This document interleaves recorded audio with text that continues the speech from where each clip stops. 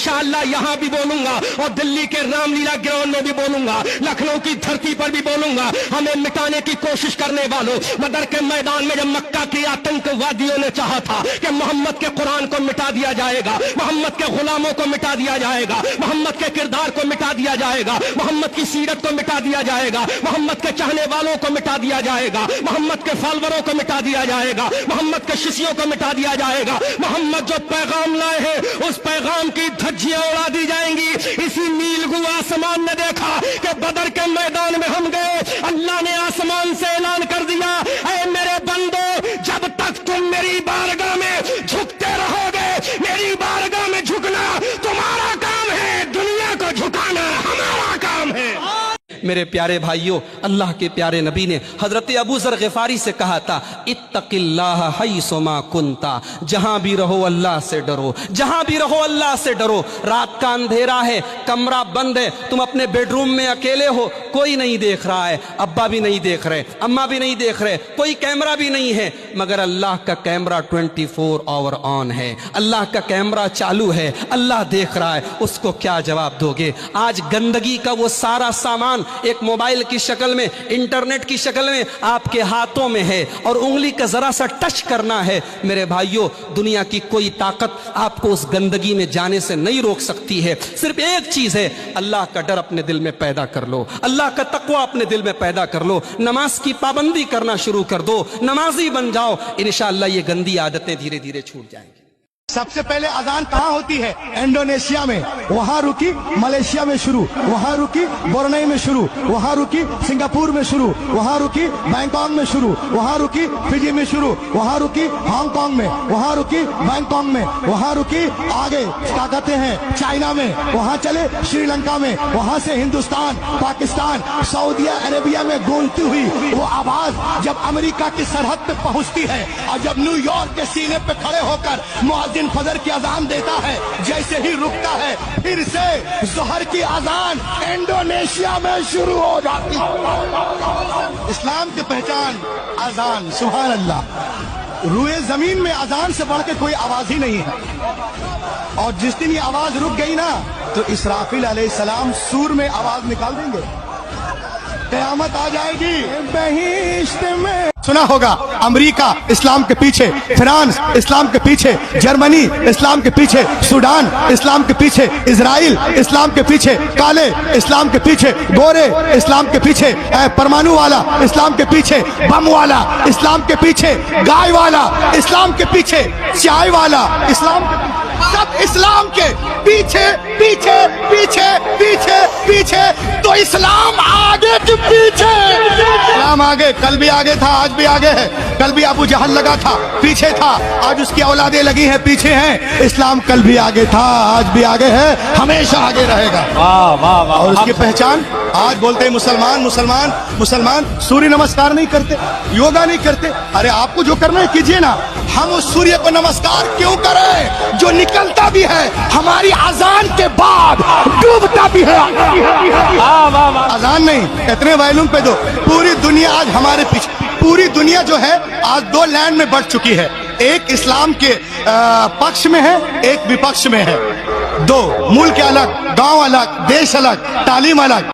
अल्लाह फरमाते हैं, मैंने टेढ़ी पिसली से बनाया, औरतों को पैर की खाक से नहीं बनाया, औरतों को सर के बाल से नहीं बनाया, औरतों को बदन के मैल से नहीं बनाया, औरतों को गोश्त पोश्त से नहीं बनाया, औरतों को आंख के आंसुओं से नहीं बनाया, औरतों को फरमाया कि टेढ़ी पिसली से बनाया।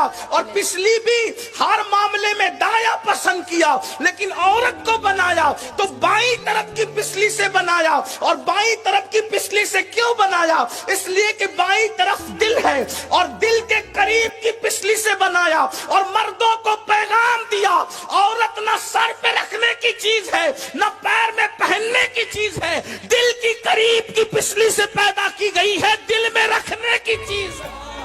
खुदा की कसम, अल्लाह के महबूब इरशाद फरमाते हैं, कभी दौलतों पे अकड़ना नहीं, कभी अपने चेहरे की खूबसूरती पे घमंड ना करना, कभी अपने माल और ज़र पे तकब्बुर ना करना।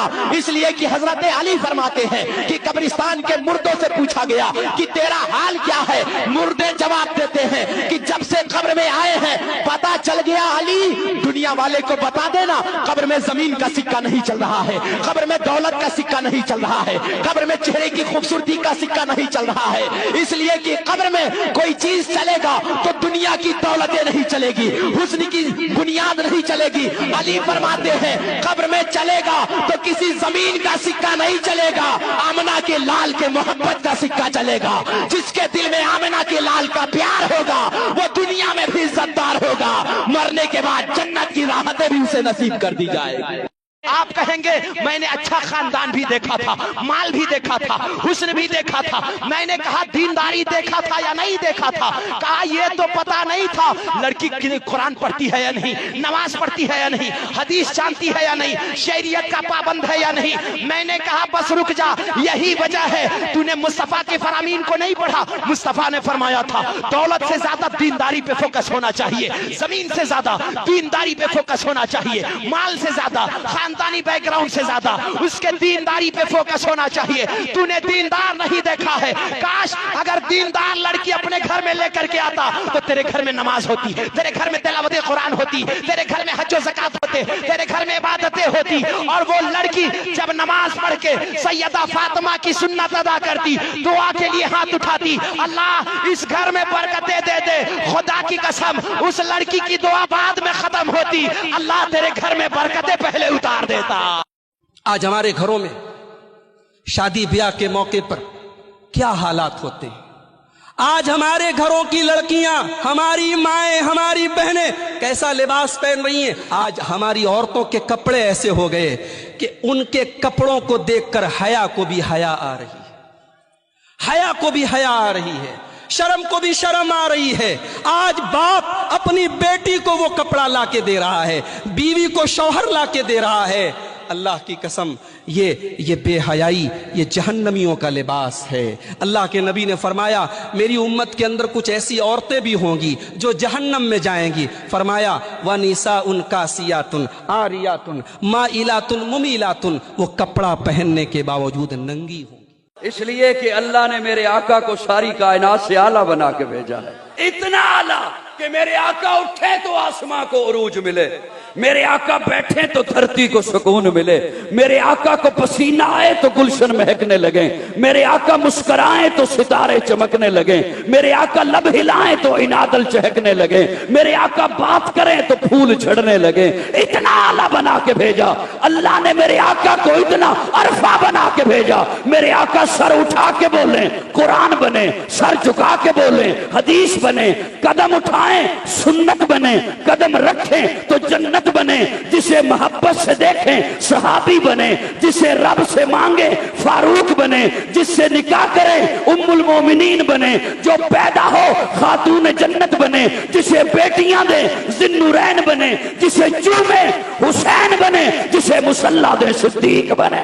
ڈاکٹر مر گیا ڈاکٹری ختم ہو گئی، انجینئر مر گیا انجینئرنگ ختم ہو گئی، وزیر مر گیا وزارت ختم ہو گئی، وکیل مر گیا وکالت ختم ہو گئی، بادشاہ مر گیا بادشاہت ختم ہو گئی، سلطان مر گیا سلطنت ختم ہو گئی، حافظ قرآن مرے گا کل قبر سے اس کو اٹھایا جائے گا، اس کے ماں باپ کو بلایا جائے گا، اس کے ماں باپ کے سروں پہ نورانی تاج سجایا جائے گا، جس کی روشنی چاند سورج سے بھی زیادہ۔ لوگ پوچھیں گے الہ العالمین یہ انبیاء ہے، اللہ فرمائے گا نانا یہ اولیاء ہے، اللہ فرمائے گا نانا۔ لوگ پوچھیں گے الہ العالمین پھر یہ کون خوش نصیب لوگ ہیں جن کے سروں پہ نورانی تاج سجایا ہوا ہے، اللہ فرمائے گا یہ وہ خوش نصیب ماں باپ ہے جنہوں نے دنیا فانی کے اندر اپنے بچے کو حافظ قرآن بنایا تھا۔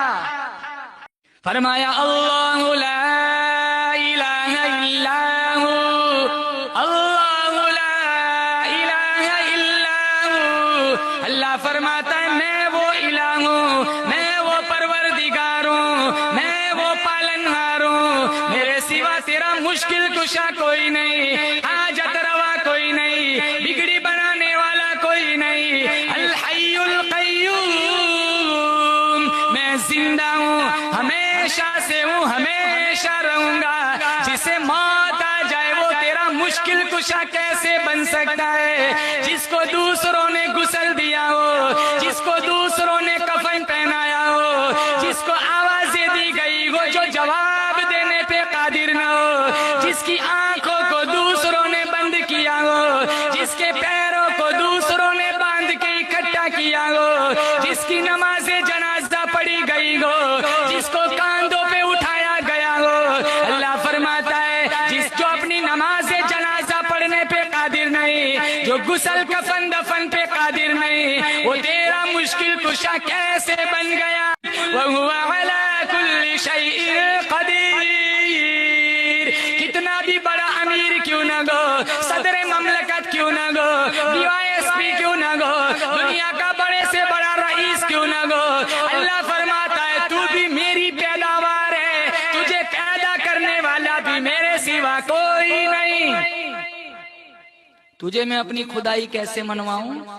آنکھ کے اندر ایک چھوٹی سی پتلی رکھی ہے کالے رنگ کی، اسی پوتلی کے ذریعے تو آسمانوں میں ہوائی جہاز کو اڑا لیتا ہے، اسی پوتلی کے ذریعے دریاؤں میں کشتیاں چلا لیتا ہے، اسی پوتلی کے ذریعے کائنات کے نظارے کرتا ہے، اسی پوتلی کے ذریعے حسن و جمال کے نظارے کرتا ہے، اسی پوتلی کے ذریعے اپنی اماں کو دیکھ کر حج کا ثواب کما لیتا ہے، اسی پوتلی کے ذریعے اپنے ابا کو دیکھ کر عمرے کا ثواب کما لیتا ہے۔ ارے او میرے بندے، آج تک سمجھ نہ آیا یہ پتلی بنائی کس نے؟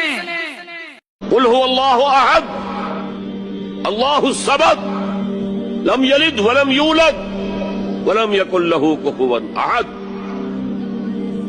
کہہ دو، اعلان کر دو اے محمد صلی اللہ علیہ وسلم، اللہ اکیلا ہے، احد، اللہ ایک نہیں، ایک تو واحد سے کا ترجمہ ہوگا، اللہ واحد، احد، اکیلا، تنہا، کوئی اس کا ساجی نہیں ہے۔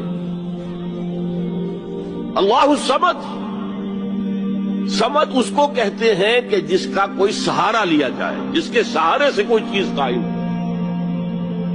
اللہ قائم بالذات ہے، اپنی ذات سے قائم ہے، پوری کائنات اس نے تھامی ہوئی ہے، وہ چلا رہا ہے، آسمانوں اور زمینوں کو اس نے تھاما ہوا، انزالتا، کہیں اپنی جگہ سے ہٹ نہ جائے۔ آپ کو معلوم ہے کہ یہ عظیم سیارے اور یہ عظیم جو گیلیکسیز ہیں، ان کی اصل